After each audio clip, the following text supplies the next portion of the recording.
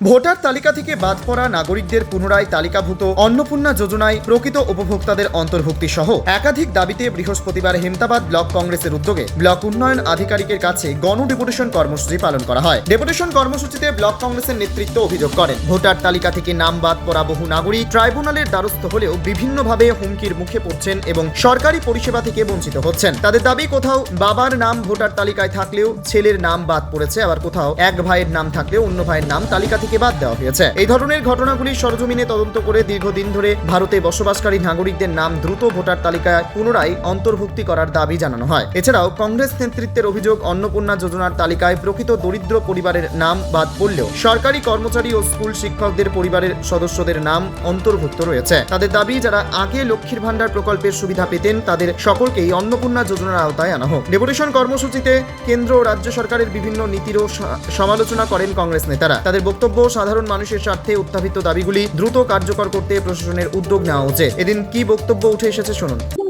আজকে একটা ডেপুটেশন ছিল, যেই ডেপুটেশনটা সবচেয়ে মূল বিষয় ছিল আমাদের যে এসআইআর যারা ট্রাইব্যুনালে অনলাইনে অ্যাপ্লাই করেছে হিয়ারিং এর জন্য, তাদের হিয়ারিং এর ব্যবস্থা করে দ্রুততার সাথে যেন তাদের ভোটার লিস্টে নাম তোলার ব্যবস্থা করা হয়। কারণ এই মানুষগুলো আজকে আমরা দেখছি যে কি অসহায় ভাবে তারা এখন দিন যাপন করছে। বিভিন্ন ভাবে তাদেরকে বার্তা দেওয়া হচ্ছে যে ডিটেনশন ক্যাম্পে রাখা হবে, কেউ বলছে পাকিস্তানে পাঠিয়ে দেওয়া হবে, বাংলাদেশে পাঠিয়ে দেওয়া হবে। শাসক দলের নেতারা মন্ত্রীরা বলছে যে তাদের বুলডোজার দিয়ে ঘরবাড়ি ভেঙে দেওয়া হবে, সরকারি সুযোগ সুবিধা থেকে বঞ্চিত করা হবে। আজকে এই কথাগুলো শোনার পর বিশেষ করে যে আমাদের হেমতাবাদের অবস্থান, যারা আজকে ট্রাইব্যুনালে রয়েছে সেটা ম্যাক্সিমাম হচ্ছে সংখ্যালঘু সম্প্রদায়। আজকে আমরা সেই বিষয়টা নিয়ে ভিডিওকে বললাম, বিভিন্ন ব্লকে হিয়ারিং হচ্ছে, আমাদের এখানে হিয়ারিং এর ব্যবস্থা হয়নি। আমরা দ্রুততার সাথে চাচ্ছি যে ভিডিও সাহেব এই বার্তা দিয়ে যেন সেই হিয়ারিং এর ব্যবস্থা করে এদের মেন ভোটার লিস্টে নাম তোলার ব্যবস্থা গ্রহণ করেন। এবং এটা যদি না হয় তাহলে এই মানুষদের নিয়ে কি করতে হবে। কারণ আজকে আমরা দেখছি বাবার নাম আছে, ছেলের নাম নেই, ভাই এক ভাইয়ের আছে, এক ভাইয়ের নেই, মার আছে, মেয়ের নেই। আজকে যে একটা অবস্থা, কিন্তু যাদের নাম এইভাবে বঞ্চিত হয়েছে ট্রাইব্যুনালে রয়েছে, আজকে দেখা যাচ্ছে তাদের 14 পুরুষের নার পোতা রয়েছে আপনার এই এলাকায়। আমরা তো বিডিও সাহেবকে এটাও বললাম যে আপনি এলাকা ভিত্তিক ইনকোয়ারি করুন, করে তথ্যটাকে বের করুন না যে তারা কারা, তারা বাংলাদেশি না পাকিস্তানি না আফগানিস্তানি, আপনারা বলুন, আপনারা আইডেন্টিফাই করুন। তো এই ব্যাপারটা নিয়ে আমরা বললাম।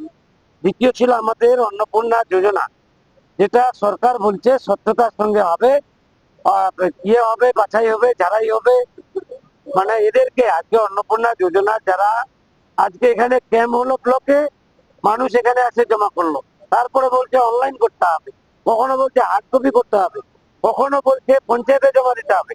এই যে মানুষকে লাইনের পর লাইনে যে হ্যারাসমেন্ট হচ্ছে মানুষ, যেটা ভাবা যায় না।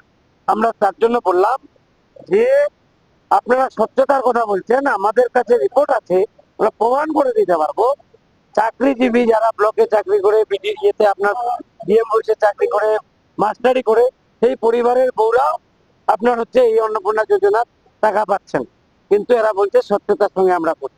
এটা কিছু না, মনমানি, দলবাজি, এটাই চলছে। আমরা চাই প্রত্যেকজন যারা লক্ষ্মী ভান্ডার পেত, ঠিক তারাও যেন এই অন্নপূর্ণা ভান্ডারের টাকা পায়, সেটাকে সুনিশ্চিত করতে হবে, তাদের অ্যাকাউন্টে টাকা ঢোকাতে হবে। বিডিও সাহেব আশ্বস্ত করলেন, বলছেন প্রসেসিং চলছে, প্রত্যেকেই পেয়ে যাবে, 15 তারিখের মধ্যে অনেকের টাকা ঢুকে যাবে, এটাই আমাদের বলল। তারপরে দ্বিতীয়টা হচ্ছে আমাদের বাঙালবাড়ি স্বাস্থ্য কেন্দ্র, হেমতাবাদ স্বাস্থ্য কেন্দ্র, বাহারাইন ইন্ডোরের পরিকাঠামো করা রয়েছে। আজকে এই হেমতাবাদে আজকে পড়ুয়া ডাক্তাররা যদি এখানে ট্রেনিং পিরিয়ডে না থাকে তাহলে এখানে চিকিৎসাই হতো না। আজকে ওরা আমাদের উপরে ট্রেনিং এ আজকে যে ট্যাবলেটটা ইউজ করছে দিচ্ছে, সেটা হচ্ছে তারা টেস্টিং করছে আমাদের উপর, মানে আমরা কি অবস্থায় আছি।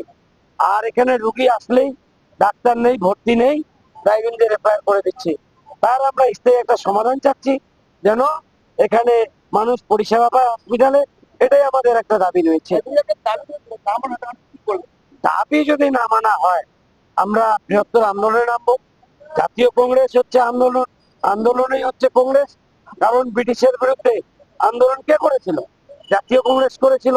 আন্দোলনের মধ্য দিয়ে মানুষের অধিকারকে কি করে ফিরে পেতে হয়, ফিরিয়ে আনতে হয়, সেটা আমাদের জানা আছে। আজকে ডবল ইঞ্জিন সরকার বলছে, ডবল ইঞ্জিন সরকার আসছে। হয়তো আপনিও বাইক চালান, কেউ 4 চাকা কার চালায়, তাদের ইঞ্জিনের অবস্থা কি হচ্ছে ইথানল দিয়ে, সেটা আজকে ভাববার বিষয় আছে।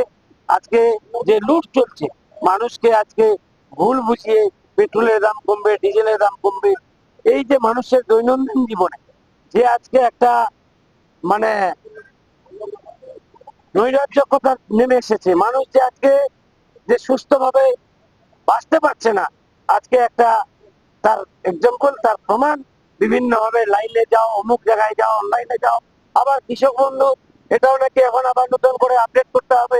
এই যে একটা ব্যাপার, মানুষকে মানে এদের লুটকে যেন মানুষ বুঝতে না পারে, সেটাই হচ্ছে এদের এখন মেন লক্ষ্য। এই জন্য মানুষকে ব্যতিব্যস্ত করে রাখাই হচ্ছে এদের কাজ। তবে কংগ্রেসের উত্থাপিত অভিযোগের বিষয়ে প্রশাসন বা সংশ্লিষ্ট কর্তৃপক্ষের কোনো প্রতিক্রিয়া এখনো পাওয়া যায়নি। উত্তর দিনাজপুরে হেমতাবাদ থেকে নিজস্ব প্রতিনিধি রিপোর্ট, টাইমস 14 বাংলা।